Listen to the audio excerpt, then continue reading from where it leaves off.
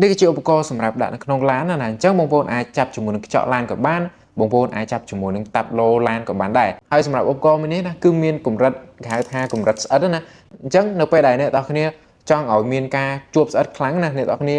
អាចមូបានអ្នកនរគ្នាអាចមូឲ្យតឹងទៅគឺស្អិតជាប់ខ្លាំងមែនទែនហើយបើសិនជាអ្នកនរគ្នាចង់ដោះចេញវិញអ្នកនរគ្នាអាចមូមកស្ដាំវិញមកគឺអាចដោះចេញបានហើយសម្រាប់កន្លែងដែលយើងដាក់ទូរស័ព្ទណាគឺជាប្រភេទឆក់អញ្ចឹងបងប្អូនអត់ចាំបាច់ញញ៉ៃទេគ្រាន់យកទូរស័ព្ទមកផ្អឹបជាមួយនេះមកគឺជាប់រួចជាការស្រេចតែម្ដងហើយសម្រាប់កន្លែងនេះណាគឺមាន